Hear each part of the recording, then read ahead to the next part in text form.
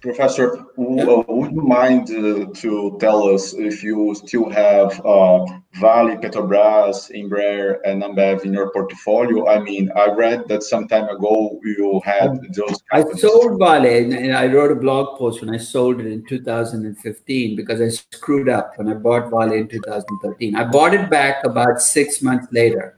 At I'm trying to think. I have it in dollar terms in my head. And it's gone up. Since I bought it, it's up 500%. It's still in my portfolio because it's one of my commodity players. It's a bet on commodities. I think it's now fully priced. I'm not holding it because it's some cheap stock, but it's as good an investment in the commodity side of the business as any other commodity company. Petrobras, it's a stock that frustrates me because I bought it again after. I bought it after the collapse. And again, it's done reasonably well, but it's very much of an oil play now. Again, it's fully priced. Embraer is a long-term player in my portfolio. I've owned it for 20 years. I don't think of it as a stock that's going. I bought it.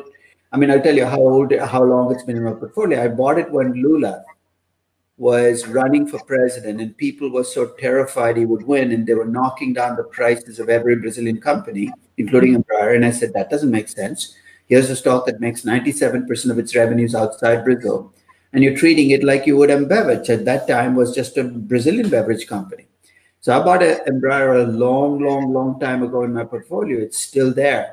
So those are my 3 Brazilian bets. I haven't freshened it because, to be quite honest, no small young Brazilian. I came close to buying, a couple of Brazilian companies, but there hasn't been anything else that's caught my eye. But that's because I don't stay abreast with the Brazilian market as much as most Brazilian investors do, because I'm in India. Especially in the last year, I haven't been to Latin America. And usually when I go to Latin America is when I take a closer look at those markets.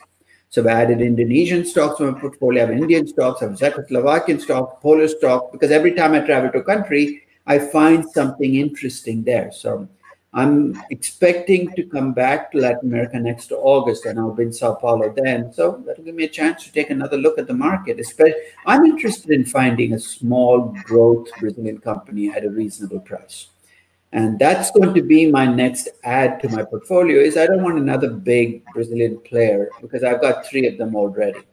And I want something which will give me a chance to take advantage of the growth that will happen in Brazil. And it's a bet on Brazil's future, but I would like a small growth company. Yeah. In your corporate finance course, you explained the case of Disney with Eisner, where it had like a misalignment of interests with the shareholders. And that's a case where the governance was not proper for shareholders. But we also have cases like Mark Zuckerberg on Facebook, where like one key person is perhaps the cause of a lot of value being created to shareholders. How much attention do you pay to corporate governance before investing in a company? And if you could just expand on the importance of it. And well, I worry, but I'll tell you why. I worry about a system that locks in existing management forever. And I use the language of democracy to explain why. Sometimes you can have dictators who are benevolent dictators, right? You like the dictator because he's brought law and order back. He's making the trains run on time. You can think of Chile and when in the early 70s, this is you're getting the country back in order. Mm-hmm. The only problem is benevolent dictators can sometimes become malevolent dictators. In a democracy, here's the advantage you get. Every 4 or 5, whatever the number of years is in Brazil, you get a chance to replace the government if you feel it's not. It's a chance you might not take. You might choose not to vote. You might vote for the wrong, but you get that chance every 5 years.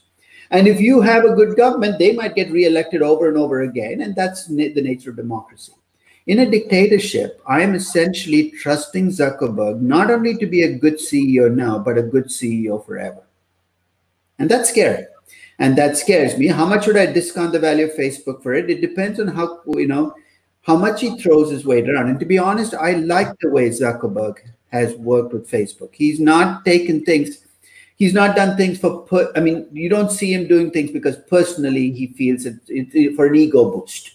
right? There are some CEOs who say, I'm going to do this acquisition because it makes me feel better.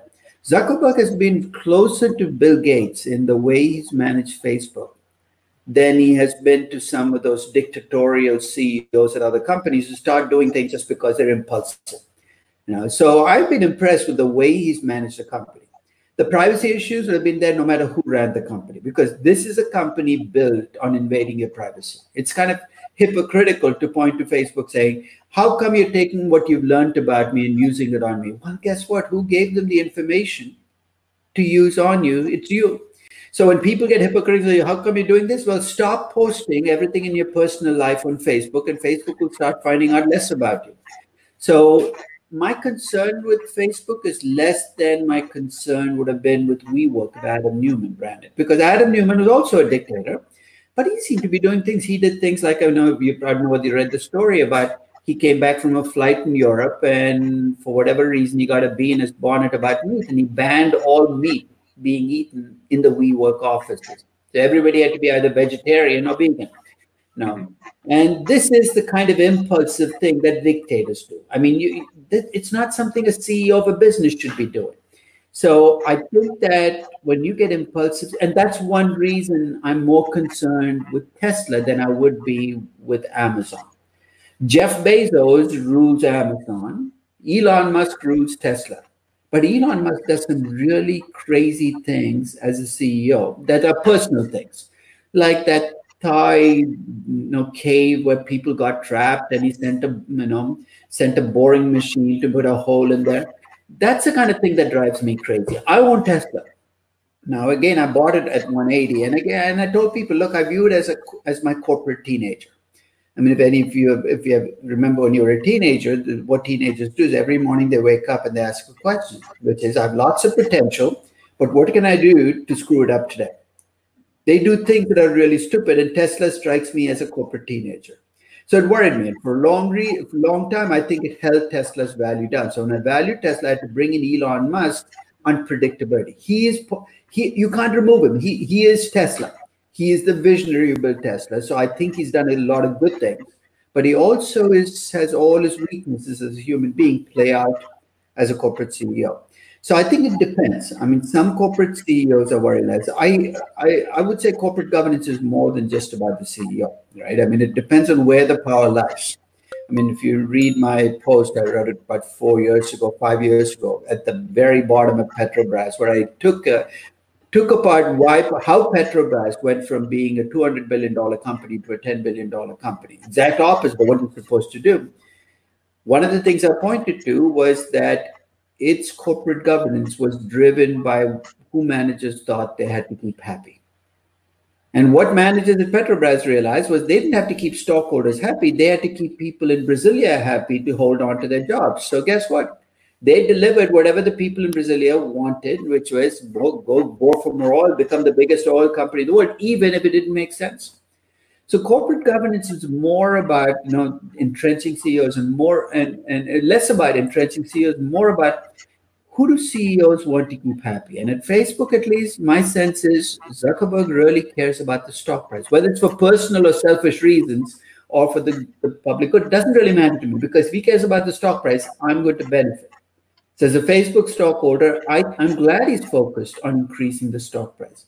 But if he loses that focus, then I worry.